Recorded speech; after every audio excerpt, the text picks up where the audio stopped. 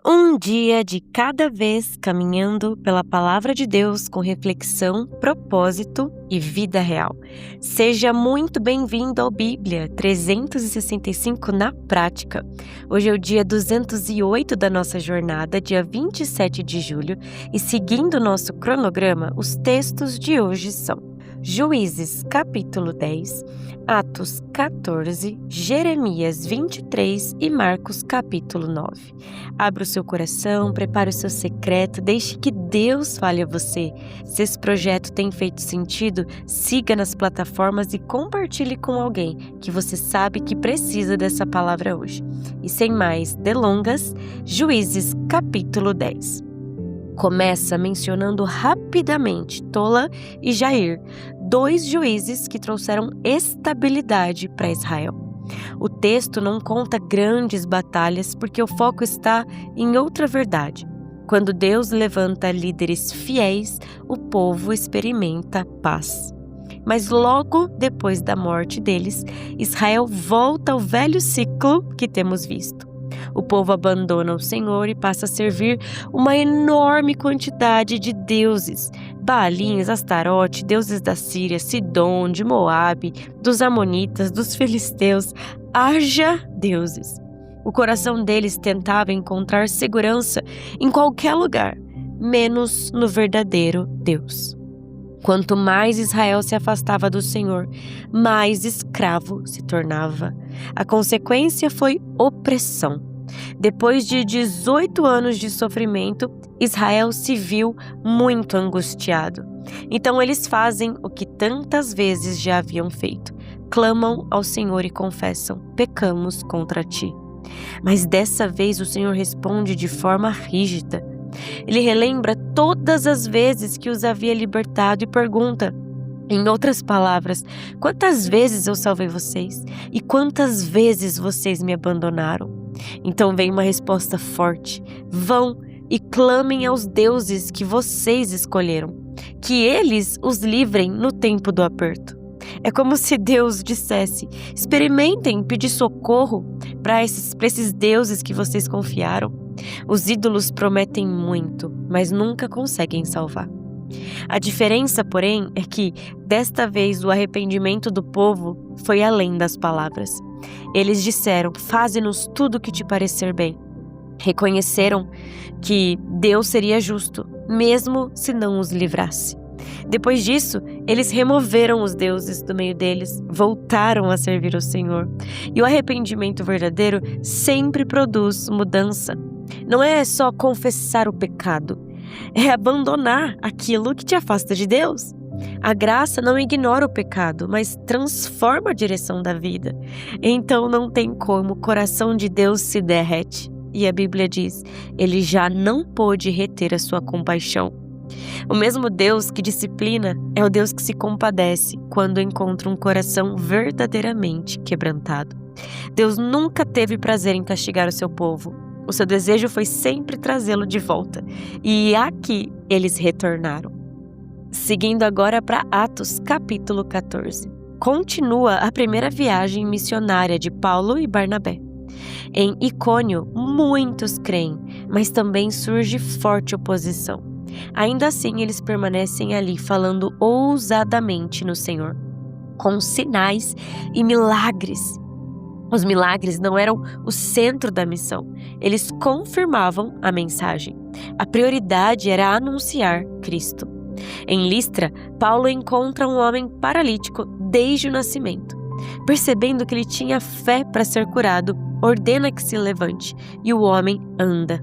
A multidão interpreta o milagre de forma errada e passa a adorar Barnabé e Paulo como se eles fossem deuses. Os apóstolos então rasgam as suas roupas e imediatamente rejeitam essa honra.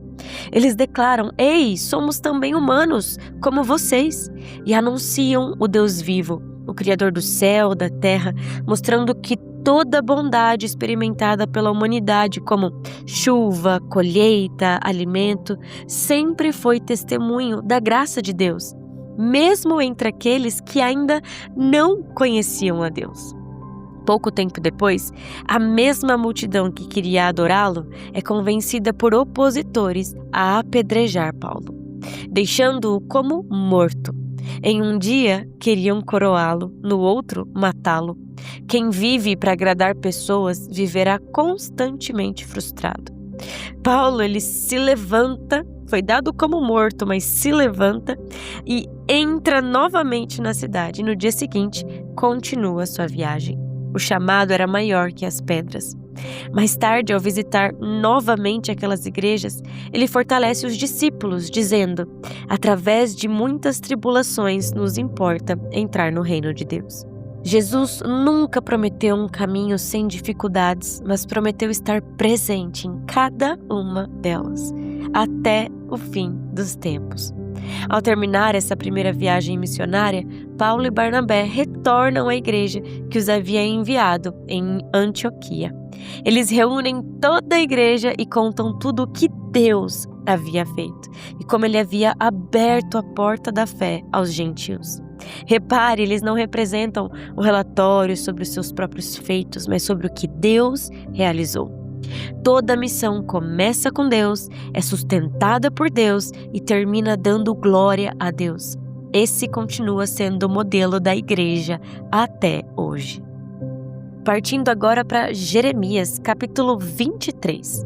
Deus denuncia os líderes de Judá que, em vez de cuidar das ovelhas, as espalharam. Os reis, sacerdotes e líderes espirituais haviam falhado completamente. Então, o Senhor promete, como eu amo esse versículo. Ele diz: eu mesmo recolherei o remanescente das minhas ovelhas, porei sobre elas pastores que as apacentem. Que cena linda!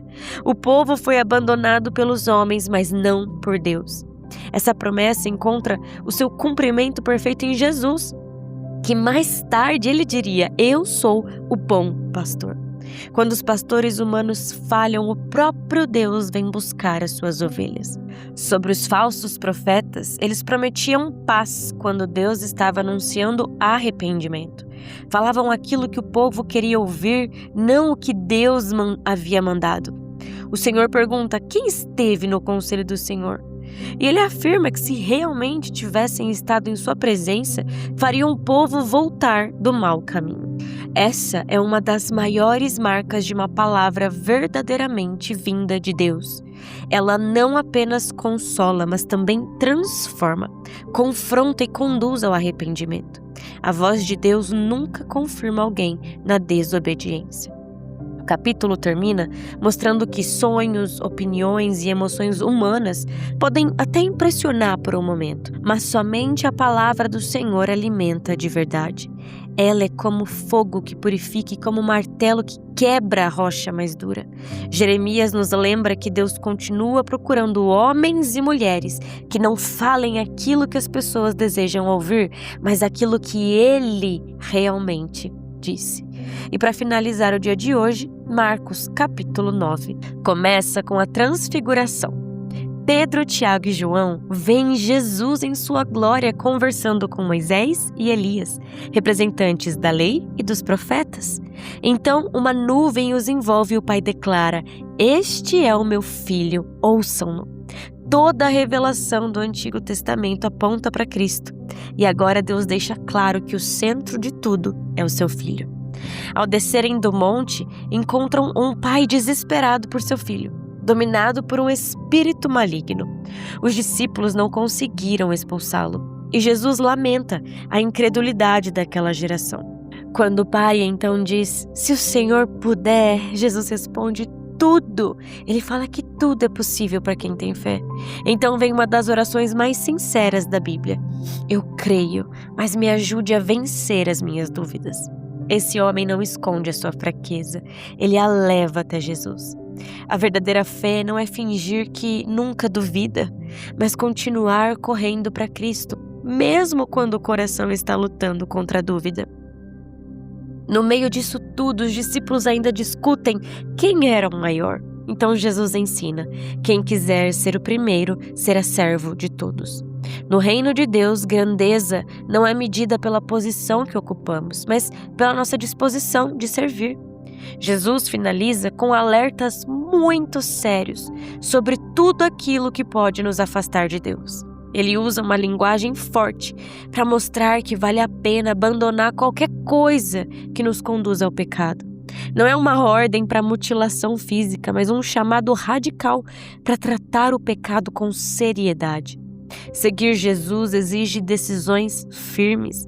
Aquele que revelou sua glória no monte é o mesmo que chama seus discípulos a uma vida santa, humilde e totalmente entregue.